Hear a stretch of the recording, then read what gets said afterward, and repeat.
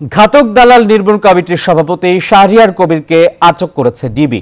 সোমবার রাতে রাজধানীর মহাখালীতে নিজ বাসা থেকে আটক করা হয় তাকে। বৈষম্যবিরোধী আন্দোলন চলাকালে নিহতের ঘটনায় দায়ের করা একটি মামলায় আটক হওয়া শাহরিয়ার কবিরকে রাতেই ডিবি কার্যালয়ে নেওয়া হয়েছে।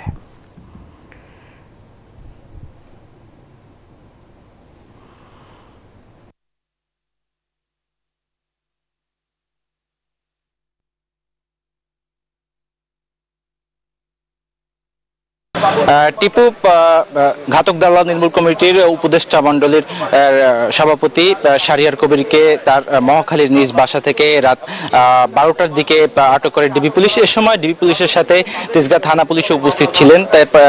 সেখান থেকে তাকে আটকের পর তাকে ডিবি কার্যালয়ে নিয়ে আসা হয়।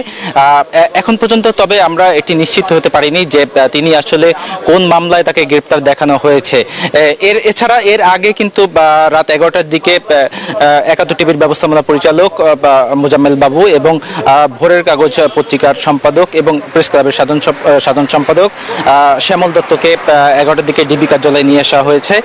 এর আগে তাদেরকে আজ সকালে ময়মনসিংহের ধোবাউড়া উপজেলা থেকে তাদেরকে কিন্তু গ্রেপ্তার করে পুলিশ।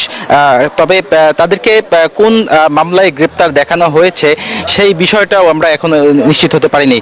এছাড়া আপনি জানেন যে ইতিমধ্যে সাবেক রেলমন্ত্রী নুরুল ইসলাম সুজনকেও গ্রেপ্তার করেছে পুলিশ যাত্রাবাড়ি থানার একটি হত্যা মামলায়, অর্থাৎ বৈষম্যবিরোধী ছাত্র জনতার আন্দোলনে নিহত একটি হত্যা মামলায় তাকে গ্রেপ্তার দেখানো হয়। তবে তাকে ডিবি কার্যালয়ে নিয়ে আসা হয়নি। আমরা যতদূর খবর পেয়েছি তাকে বর্তমানে ডেমরা থানায় রাখা হয়েছে। তাকে ডিবি কার্যালয়ে আনা হবে কিনা বা সেই বিষয়টি আমরা এখন পর্যন্ত নিশ্চিত পারিনি। এর আগে আপনারা জানেন যে সাংবাদিক মোজাম্মেল বাবু এবং শ্যামল দত্ত তারা আজ সকালে ময়মনসিংহে ধোবাউড়া সীমান্ত এলাকায় অবস্থান করছিলেন।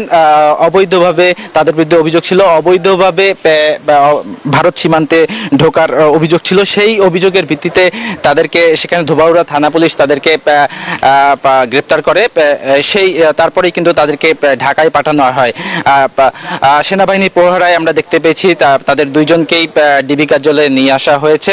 তো এখন পর্যন্ত আমার কাছে এই মুহূর্তে এই ছিল সর্বশেষ সংবাদ। টিপু।